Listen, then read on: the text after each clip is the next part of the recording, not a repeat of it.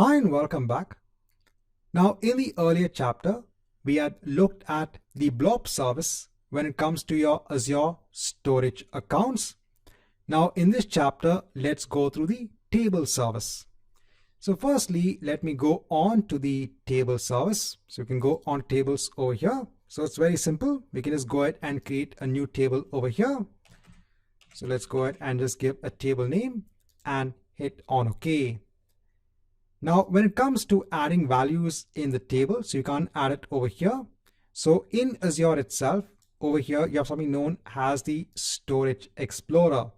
So over here, you can go ahead and work with those services. So let me go ahead and just hide this and let me go on to tables. So I'll go on to the customer table.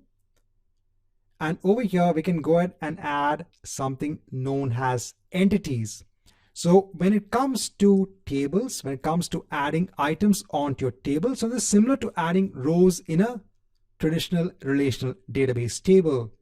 Over here, it's known as an entity. So if I go ahead and click on add, so it'll go ahead and give you a screen wherein you can go ahead and give the different properties for the entity itself. So again, these are like simple key value pairs. Now, when it comes to the table service over here, the data is actually spread across partitions. And this is based on what you mentioned as the partition key. So I'm not going to dwell much into partitions as such, but when you have a lot of data that is stored using the table service, if you want the service to easily go ahead and search for the data, you can actually go ahead and choose what should be the column or what should be, the property that should be the partition key. So then your data gets spread across multiple partitions in the underlying, the way it is stored. And then the table service can easily go ahead and search for your data based on the partition key.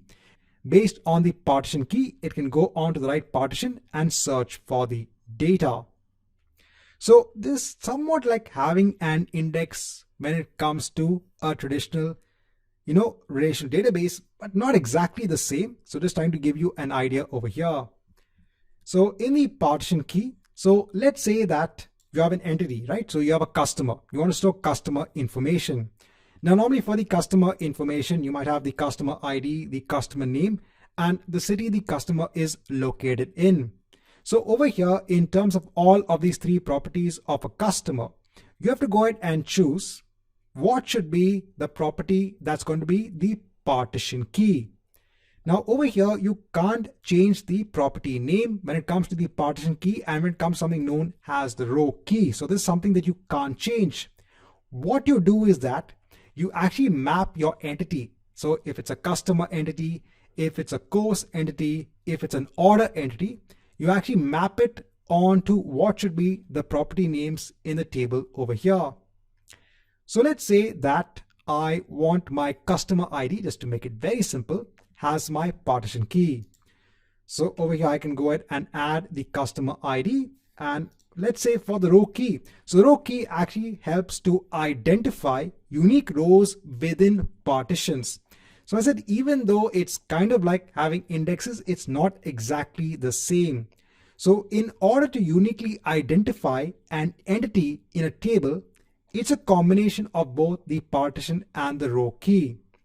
Now again, from the aspect of data fundamentals, again, you don't need to understand details about the partition and the row key. You have to understand that the table service is basically used for storing your NoSQL structured data in the form of key value pairs. So over here, let's say I want to go ahead and map my customer name onto the row key. So let me go ahead and add the customer name. And then after we can go ahead and add whatever properties that we want. So over here, let me go ahead and just mention, let's say a city. And let me go ahead and hit on insert. So now you have the entity in place. So similarly, you can actually go ahead and keep on adding entities in your table using the table API.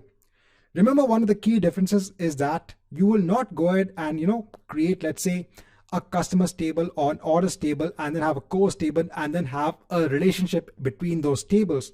Over here, you don't have any aspect of creating relationships between tables. This is like just having a flat table service which has your data. Right, so this marks the end of this chapter.